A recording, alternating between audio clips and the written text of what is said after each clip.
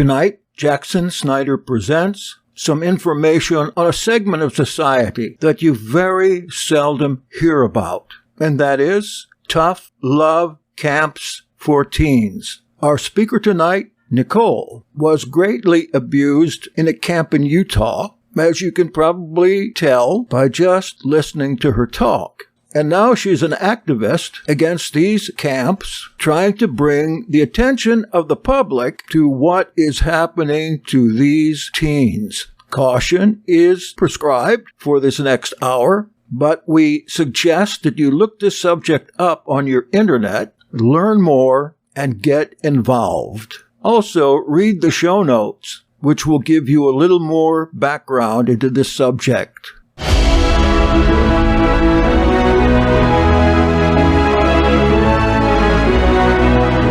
You are about to experience Jackson Snyder Presents. Direct from the Vero Essene Yahad, a Hebrew Nation radio original program.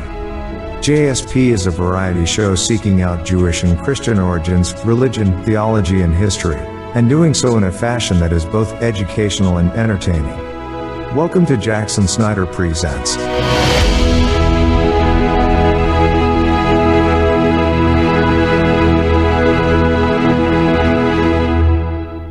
All right, great to see y'all. Oh, we got a already starting good 6 tonight. Well, I've had to change my ideas several times as concerning what to provide to you tonight. I had gotten these books that were suggested in the last couple sessions. One is, I've got it right here, Shadow Works, Shadow World, True Encounters with Beings from the Dark Side. I mean, we could tell stories more chilling than this, I am sure. And the other one, I don't see it right here, but it's like The Shadow Men. I think that's it. And I can't really remember who suggested those books, but they're full of case histories, if you don't mind. If you don't mind me saying so, case histories. If you want to get ordained in this outfit, you're going to learn real quick what case histories are. Actually, they're stories of your encounters that you consider ministry, so that we can take a look at them and analyze them. These are full of case histories. I was going to read one, but I wanted to see what happened since you've asked me before to do the blessed salt routine. I'll just go on with that because there's a big story that goes along with it. Jackson, when you're done with that, I have a follow-up question that I think is going to tie in with what you're going to talk about anyways. You want to start out with it? Let's see what people say about your question. Well, I guess it could lead into it. I've been thinking about this now for a couple weeks since we've been talking about it. And I'm kind of a where the rubber hits the road kind of a guy. Yeah.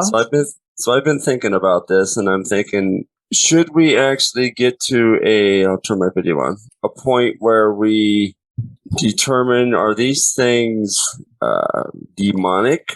Are these spirit? Is this a manifestation of true end time spiritual warfare type stuff, or are we looking at? I mean, are people's opinions these are just even botched genetic type experiment type things, or is there a spiritual component to it? I'm inclined to think it's spiritual because things like blessed salt, stories about speaking the name of Yeshua by faith, and these things fleeing, stuff like that. So I'm kind of interested in what you have to say, but also like even Schwabi's stories, because I've heard several more from him since his thing with us. Oh yeah, he has so many more. It's actually distressing. I'm actually really praying hard for him, and I'm actually considering going and possibly even trying to cast something unclean out of him, just in case there is, because there is. Yeah, he's got some stuff going on with him.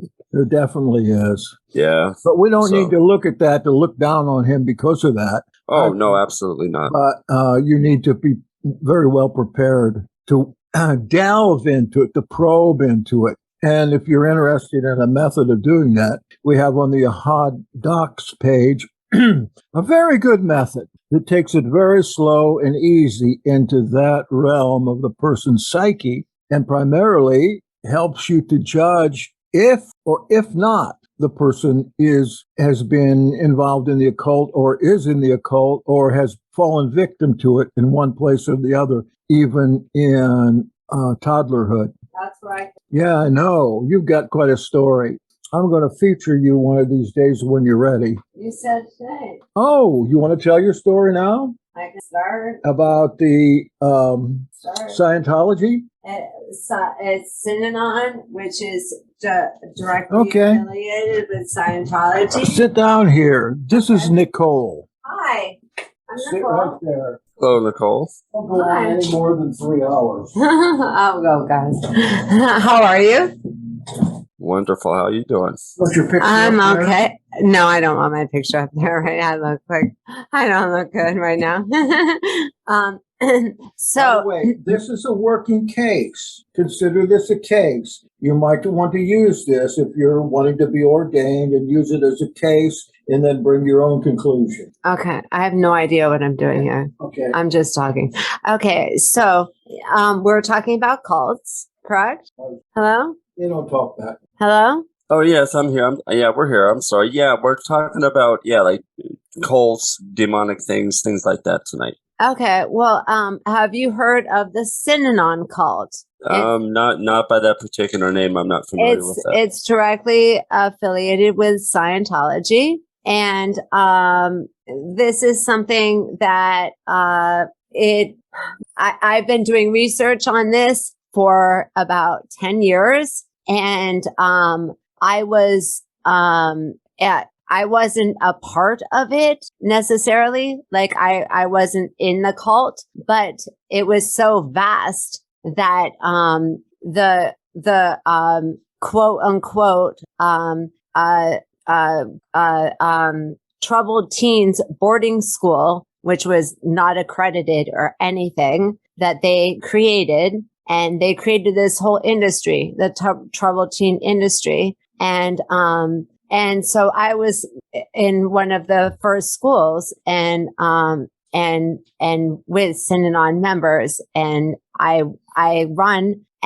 created and run a Synonym survivors group on Facebook. I've been getting a lot of podcast requests actually recently. And this was 4 years ago that I started this. And it's people say that it disbanded in 1991, which isn't true because that's when they lost their tax exempt status. And I was there for that. And I was there in the school, and then they started branching out, and it is so vast. I cannot even tell you. And it is still very much alive. So if you have any questions, if you want to know my story, please ask. Yeah, I don't know very much personally. I can just speak for myself. I don't know hardly anything about Scientology. That's one that I never really researched, just because I never really had any kind of I wasn't subject to it in any way growing up or as an adult or anything. So I don't really know too much about it. I would be interested in hearing what they teach, specifically what they teach about God and where if at all they even do. Can I ask where you live? Yeah, I live in New York. Okay, perfect. Okay. I'm from Vermont. And so I got sent all over the country and ended up at a Synonym, quote unquote, unaccredited school that they started in the 60s. Is that like a high school? It was supposed to be like a high school. There were many older students there, and it was brutal. I cannot even tell you the emotional and the physical labor that we endured was just unbelievable, and to the point where we are now, so many of us, even though we were just there for a year, 6 months, you know what I'm saying, 3 years, whatever, it impacted us so much that we have I work with an org, and I volunteer with an org. I created my group, and we have a federal bill out now for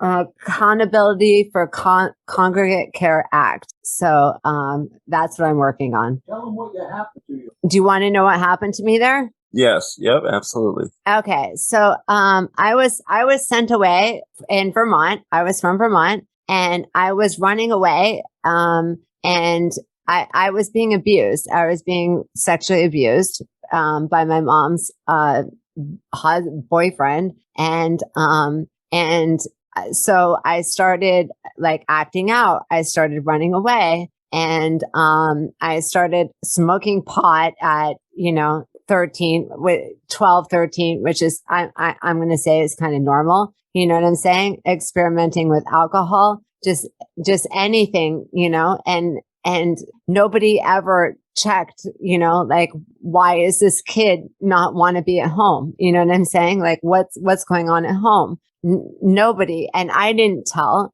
I was scared, I was scared. And so because of the running away and everything and the acting out, I got sent to, in Vermont, I got sent to, at 12, I got put in cuffs and shackles for running away and got sent to a state facility. And, after that, I got sent to, at 14, I got sent to an adult rehab in New Hampshire, which I didn't belong at. Okay. I'm sorry. I had done nothing, like alcohol, you know what I'm saying? Marijuana and like basic mushrooms. That was it. And I was in the 18 and under unit. I snuck out of that unit and called, because we didn't have a phone. I called my best friend's mom and cried. And I was like, please get me out of here. Like, please get me out of here. And another thing is that, okay, so, that was, this is in one summer. I went there twice. Okay. And the beginning of the summer, and then I acted out again. And then I got sent there again. And here's the thing. I'm 14. I do not understand, like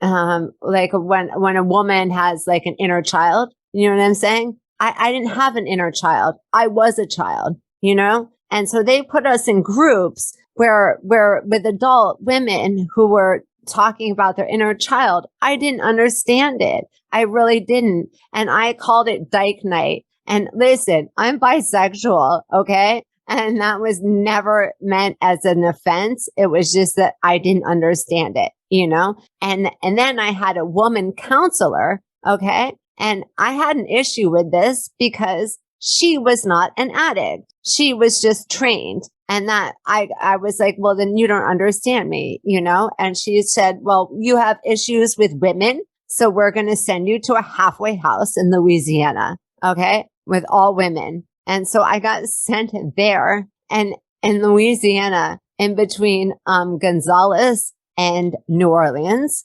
And oh my God, that I was there for a year, and I got one home visit. And I drank on that home visit, and I smoked pot, and I came back and I told one girl, and she was about to leave, and she told on me, and I denied it. And that, and then at that point they were asking me if I was sexually abused ever.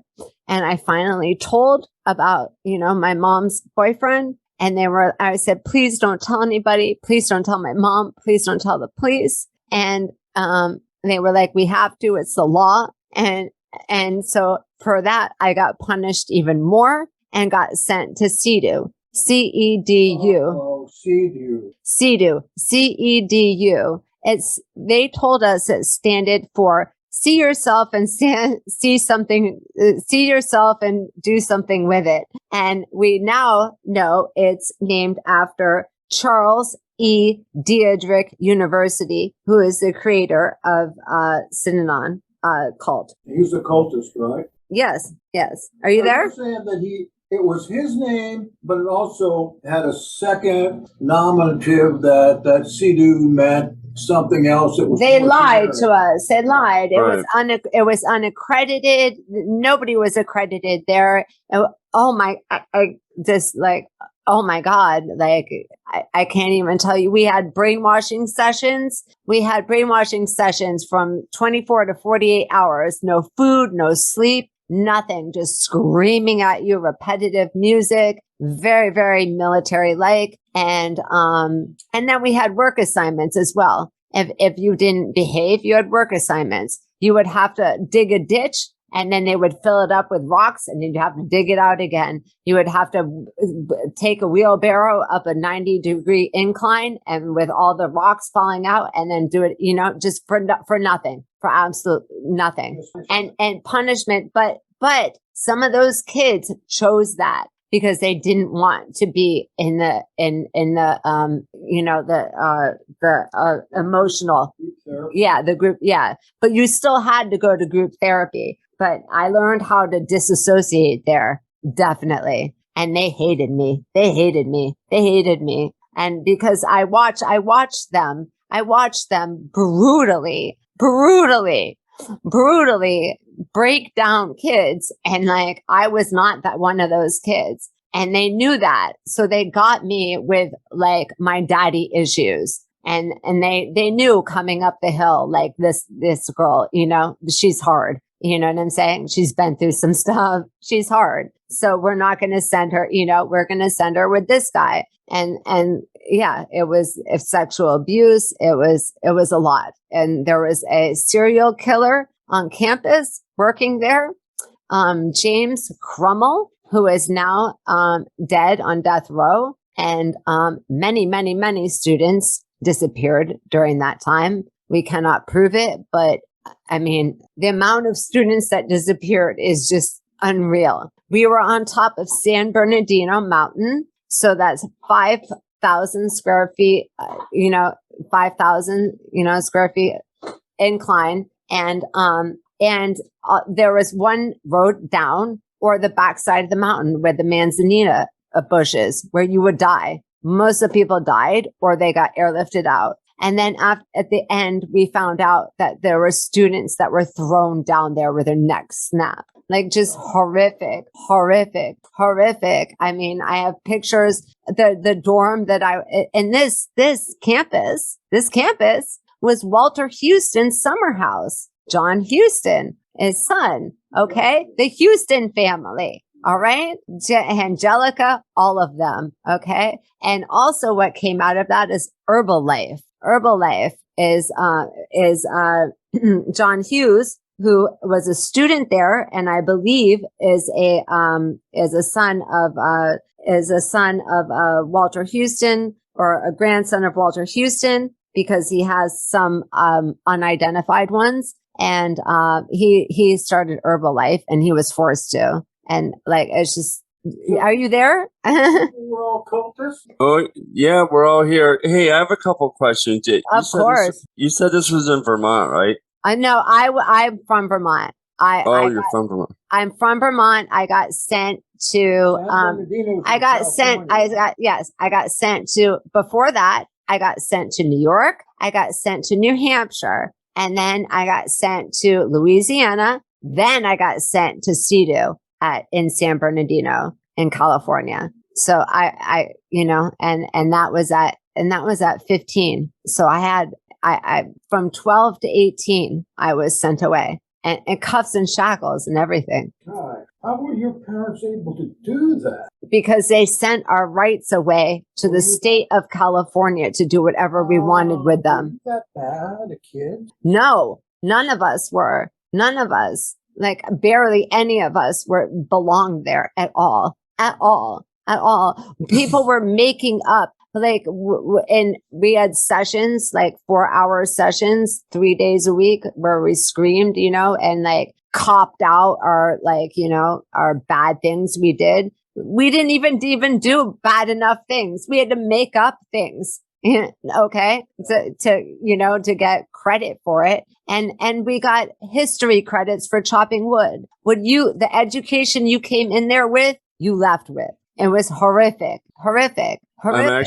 I'm actually familiar with this. I used to work in the human services field for 15 years. My wife and I did, and I was a behavior specialist. So I used to work with people with challenging behaviors and things like that. And we had a couple places like Willowbrook here in New York where they were children were sent there. But I'm familiar with what you're talking about. It's a behavior modification thing that they did an education system. And plus, I'm actually reading about it now. But I am familiar with what they do with as far as like with their behavior modification. It's basically just abuse. It's just a different level of physical, emotional, sexual, all of it. It's just it's just abuse to control people's behavior is what it is. Exactly. Demonic, really. It's like the Stanford prison system, prison project. You know what I'm saying? What was that? Do you do you understand what that? Do you know what that is? I've heard of it, but hold on. Yeah, I've heard of it, but I'm not familiar with the details. Okay, of it. Well, let me write down what you said in New York first. It's called Willowbrook Institution. It's closed now. It's thank God, but there's a lot of abuse training and stuff I've done. I volunteer for an org doing archives, so this is important to me. There's stuff on Willowbrook. Okay, what else? Do you have any more info that would help me? Oh no, I'm just saying I'm kind of understanding what you're conveying here because I'm familiar with these type of schools and what they did and things like that. So yeah, it's very horrific and tragic. You're actually in one way very fortunate to even come out of that situation because there's a lot of stories that like you yourself shared people didn't come out of those situations, you know. Exactly. you can see, Sean, this lady's damaged. There's so many. Mid-40s. There's so many She's gone. damaged from it. Thank you. Okay, so the Stanford prison experiment was done by obviously Stanford University, and it was for the the prison for military. Yeah, it's a military prison. What is it called again? Fort Leavenworth? Yes. Okay, Fort Leavenworth. Okay. So they were doing an experiment there, all right, because they were having trouble with, acting out and things like that. And so they took like half of them, and this is what they did. Not the prisoners. They took students from Stanford, and they just advertised like, this. Do you want to take part in this experiment? And they took half of them and made them prisoners, and half of them and made them guards, and watch what happened. And you would not believe the change in people when they get that position. Oh my God. Guards turned into criminals. Yes. Yep. I remember. It wasn't long ago. Yeah. I was reading about that again. I mean, I have a ton of info for you. I've been doing this for like 15 years. So where do you stand now on all this? Have you been able to get past some of it? I know, like I said, I think you're damaged from that. Oh, yeah. No doubt about it. I mean, you're working with a group now, several groups actually. Uh-huh. And can you refer to those real quick and tell us what you're doing? I have two podcasters that I worked with one today, and I have another one on Thursday too, who want people to talk. So what's the name of the organization that I was looking at today that is working on trying to open the books on these places? UnSilenced? Yeah. Yes, UnSilenced. That's why I volunteer for. Tell them about UnSilenced. I volunteer for UnSilenced, and I do archives. And before it was Breaking Code Silence, and that org dissolved, and we started a new grassroots one that was transparent because the other one was not. You may contact us at Jackson Snyder Presents at this email address, veroyahad@gmail.com. That is VEROYAHAD @gmail.com. And let me remind you, you are listening to Jackson Snyder Presents with your host tonight, Bogdan G. Shrumkov. Thank you for listening. We'll be right back.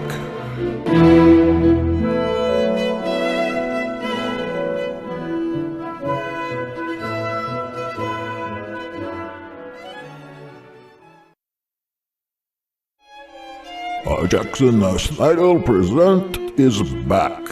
Join us now for more of this interesting discussion. Yeah. Yes, UnSilenced. That's who I volunteer for. Tell them about UnSilenced. I volunteer for UnSilenced, and I do archives. And before it was Breaking Code Silence, and that org dissolved, and we started a new grassroots one that was transparent because the other one was not. And so that's what I'm doing now is UnSilenced. So, and that UnSilenced is primarily trying to give a voice to children, older children who are stuck in these situations. We currently have a bill. Paris Hilton came out with her story. She went to my school. She went to Provo Canyon School. We had a march at Provo Canyon School. And then she appeared at Capitol Hill recently to talk for us. And we have a bill out, the Accountability for Congregate Care Act, ACCA. So that's what we're working on now. And like, that's the one thing that has to happen. People are saying, oh no, it needs to be abolished. Look, when you're approaching the Senate, you know what I'm saying? You need to start kind of slow, you know, like you can't just be like abolish the whole industry. Come on now. It's vast. It's not going to happen that way. But with legislation and with, you know, regulation, we feel they will crumble. Well, I've seen that there's hardly any oversight over exactly. That's what this bill is about. And these kids are just being tortured. Exactly. Yep. Yep. You would not believe the stories. You would not believe the stories. And at the time it took for people to believe my story, it's just unreal. When Paris Hilton came out, it was like, and then other celebrities, like, thank God. I went to school with a ton of celebrities, a ton. On their website, they have a ton of them listed there. That was on the website. I'm sorry, but I can't remember. Okay, it's okay. Well. It's okay. Are you there, hon? You still there? Yeah, we're here. We're not going anywhere. Okay. I just don't want to interrupt you. Oh, it's okay. Interrupt me all you want. Do you have any questions?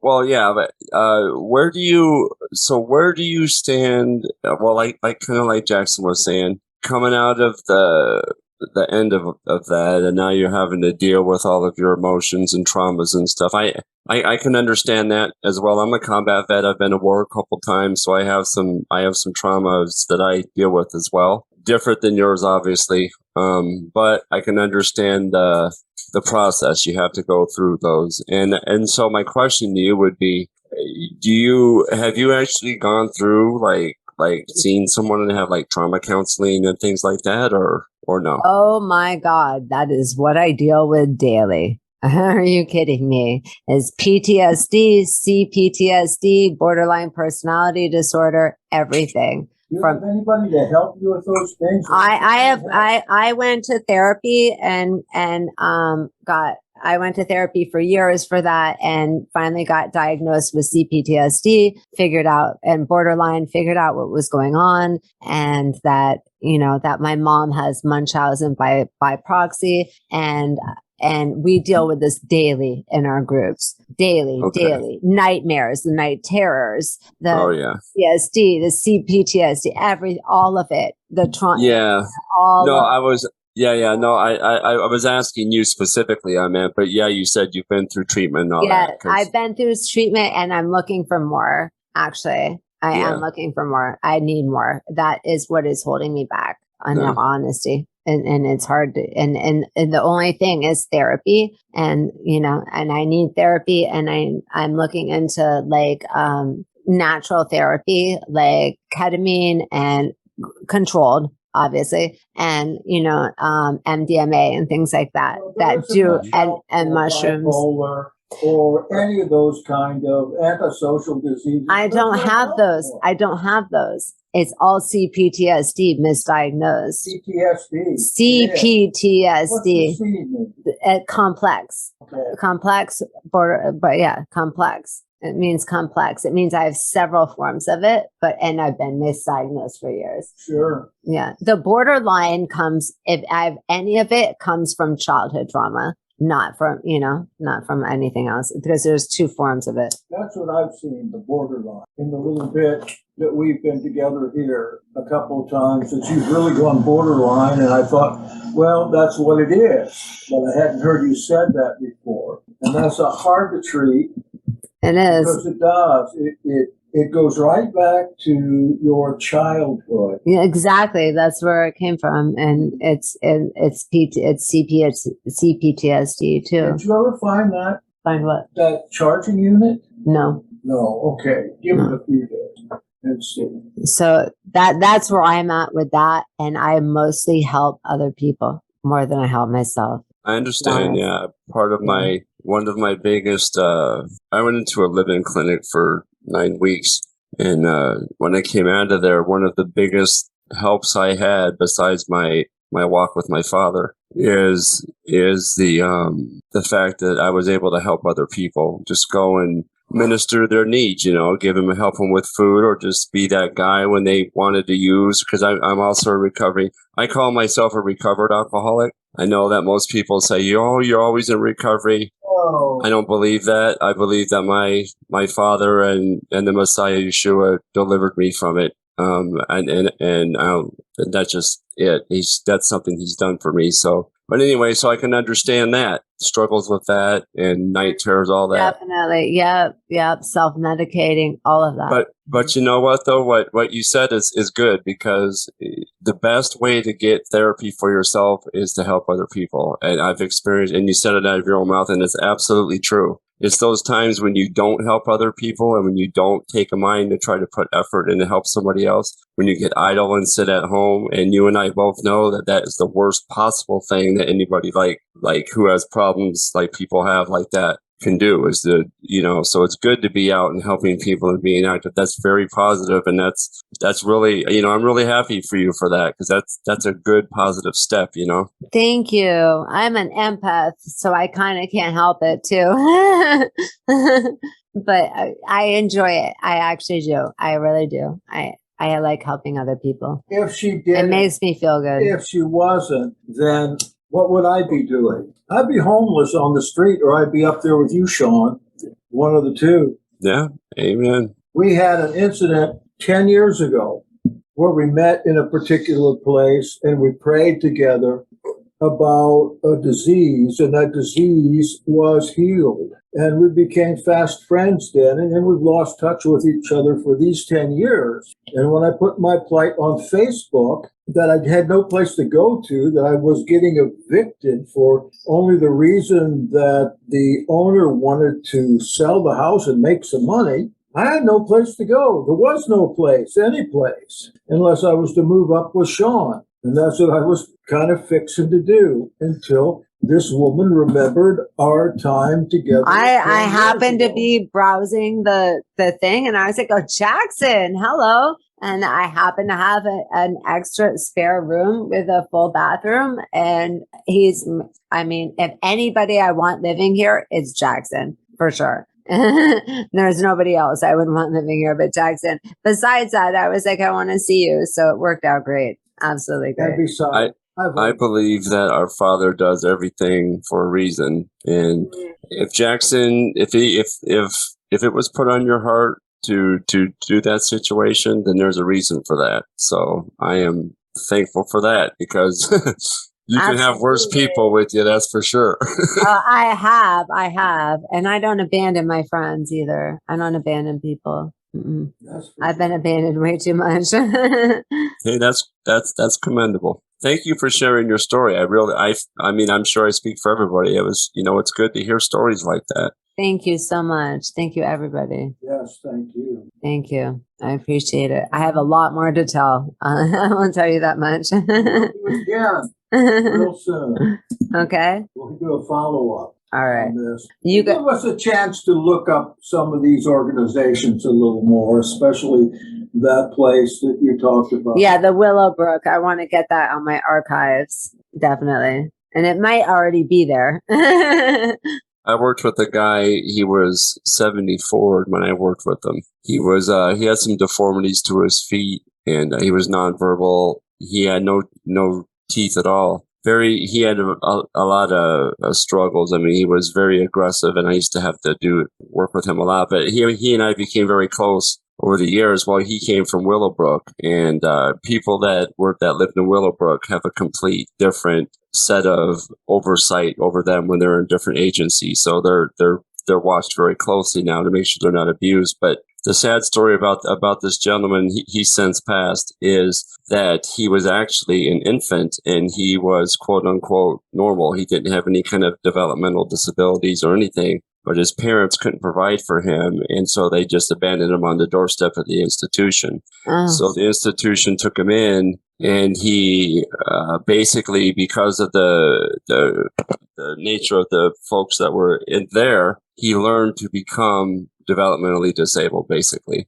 Never learned to talk. They pulled all of his teeth out because he would bite when they would feed everybody. People would try to, because he was smaller, so people tried to take his food, so he tried to bite people to fight. So what they did back then is they would just pull your teeth out, and that's the way they dealt with it. That's why Willowbrook was a very horrific place, and unfortunately, I've had to study it a lot. I've had to do presentations on it when I worked in the field, and so I can understand what you're coming. I haven't experienced it, but I've heard the stories. So, my heart really goes out to you, and I would be amiss if I didn't tell you, if you don't have a relationship with the Father, it's something to think about, because he can really heal you, and he can do things for you that no human can do. And I am a living testimony to that. And my story is probably not quite as horrific as yours are, but we all have our stories, and you can deliver it. So, but thank you again very much for sharing that. I honestly, thank you. I know. He's talking about. I know. Okay. I know. Of course. You want me to take over? I'm a lot of things, but not dumb. No, Jackson. Okay. Thank you so much. I appreciate everything, and I look forward to talking to you soon. Yes, thank you. Have a wonderful night. You did a Here's great Jackson. job. Love you. Mwah. Here, this is your pad. That's yours. I think you brought it in I here. know, I gave it to you. Now I need it back for a second. Do you have a pad? Don't need one. You sure? No, you've given me your photographic memory. No, it doesn't. Photographic memory is it's not it's different. Just Google it. Okay, I will. It. It's different. Like I can look at this like this, yeah, and repeat to you back exactly what I saw. Okay, like that. But then there's weird things. It's hard to explain. How about It's hard to text? explain. But like little tiny things, or like I don't just. It's hard to explain. It's really hard to explain. Are you good at comprehending text when you read them? Do you remember? Yes. Okay, yes, good. yeah. I may give you some. Verbatim. I repeat it back to people too. I'm like, this is what you said. Thank you, Nicole. I'm very not verbatim. Love you, babe. Yeah, I'll be with you. I am just going to take a look at the chat here real quick. I'm sorry, Brother McGuire, for leaving you out so long. Yes, I guess now that she has departed, what I want to say is she is messed up from this. And since I last was associated with her, she's probably gone downhill. She's lost a huge amount of weight. She may be down to about 100 pounds or less on probably a 5'9" frame. And you know what? If Yahweh didn't care, I wouldn't be here. I would have ended up here. I can do something for her. I can make suggestions. Like today, I suggested when she lost something that was important to her. She went into kind of a histrionic fit about it. And I asked her, did you ask the Father where that was? or ask the Father to help you find it. And she broke into prayer out loud right there to the Father about what this thing meant to her and asking him to restore it. And it was very sincere. She said, now what? I said, give it a few days. Let your Father work. You calling out to him, he's not going to ignore you. And I certainly do believe that. But for me, these days have been very quiet here. And she is, let me see, I shouldn't use the word manic. She would prefer hyperactive. When we talk, she's very hyperactive. As for her regimen of drugs, the only thing I really know is that she has a license for pot, and she smokes that a good bit of the day when she's home and at night. I don't know how, I'm not naive about pot, believe me, but I know if I smoke that much pot, I could not be responsible for anything, right? You know what I mean? Do you feel me? I feel you. Yeah. It almost seems like there might be something else going on there. Yeah, you're definitely there for a reason. It's going to be interesting to see what the Father does with you. But so far this week, we've had no problems. None at all. It's been very quiet around here with the exception of 2 cats, and the room and the bathroom are very sufficient for me. You should see this little desk that I'm on. I mean, it is packed completely from one end to the other. But tonight I didn't really get to tell you the story that I had planned. I got to think of something every night, and I did invite her to come and speak, but I never expected her to do it. But I'm glad she did. And please understand, this woman has a handicap. She has a handicap, which what I'm saying with that is it's nothing to be made fun of. It's nothing to laugh about. It's something that she has to deal with, whether she likes it or not. And along with hyperactivity comes the paranoid. I just wonder, Father, won't you give me the wherewithal to not only deal with this, but to be helpful in this? And it's like he's given me a new spirit here. And certainly all of a sudden, a great and deep love for this woman. Not romantic, of course, but a compassion. Look at Yeshua in the New Testament. The writer talks about he did these things because he had compassion on them over and over. I think a better word for compassion would be empathy, as she mentioned. In fact, the word is splangniste. Splang means spleen. And what the connotation is in this compassion is it comes from your guts. And I had a professor that talked about this particular word, splangniste, and he said what it really means is something like gut terrorized at what somebody else is experiencing. Have you ever felt like that all of a sudden, I mean, it's like your whole stability falls out from under you. You get sick to the stomach. You feel like you're going to throw up over something. Splangniste is the one used when Yahshua is spoken of as having compassion on the crowd. He saw the crowd and he had gut-wrenched terror for them. And that's kind of the way it's becoming here. So I guess we'll have to wait till next Tuesday to do some of the demon stuff that I wanted to do. But let me ask you, what are we going to do on Thursday, Brother Sean? And by the way, you did a great job tonight. I loved it. Thanks, brother. Yeah, she's interesting. Compassion, man. That is so. She was me. I mean, I was literally one step away from living in the gutter. Honestly. So I can understand. I mean, if it wasn't for the compassion of the Father, my goodness, can you imagine? But Thursday, I had some scripture I was going to talk about, but I would rather talk about this continuing subject we're going on. Okay. If you don't mind talking. If you don't want to talk, then I have something I could talk about. Well, I can talk about, again, go back to the program that I had for tonight. I want to say hello to Craig Lane here, definitely. How you doing, Craig?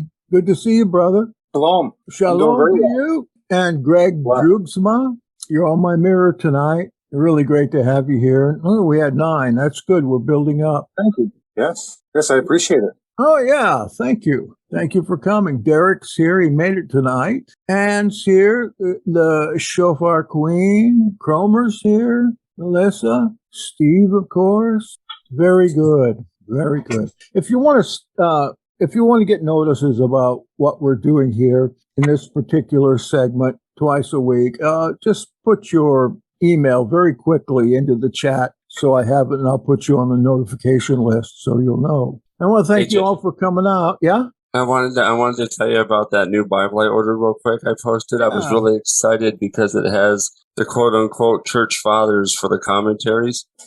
What I'm finding out as I'm going through it. Yeah. Where can we get that? Where can we get that? I want one of those. I'll post it on the link. The problem with it is that they do have some of the like Arrhenius is in there and stuff, and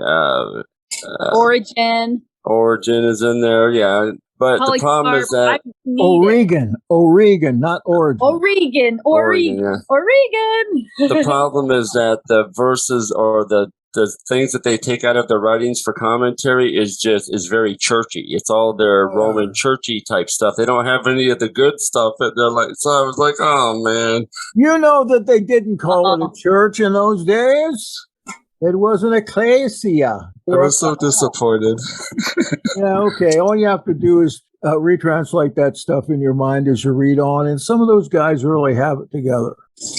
Amen. Well, Craig Lane. Yeah, I've got him. Got you, Craig. Okay, I'm going to let you go now. Thank you for coming, and we'll join again Thursday night. We'll see what we can do. I don't know who will be the guest then, but this was completely, I had no idea this is going to happen. But I can tell you one thing. My room is full of a wonderful aroma. Nice. Kind of sweet, kind of like weeds after you mow the lawn. Love you. Next time. You have been listening to Jackson Snyder Presents on Hebrew Nation Radio. Set me as a seal on your heart, as a seal upon your arm.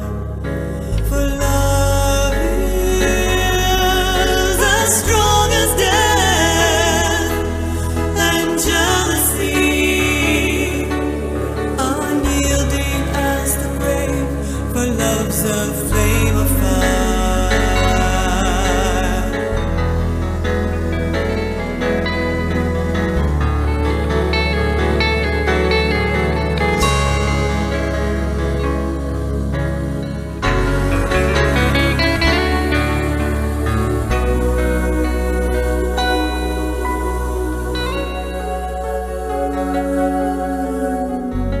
Many waters cannot quench love, nor can floods drown love like a potato.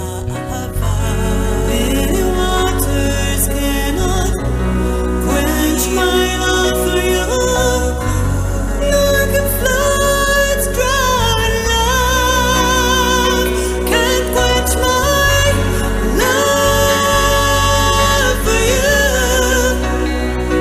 can't drown my fire for you. As flames of fire, shall live in you. As fire, flames of fire, shall live in you. The flame of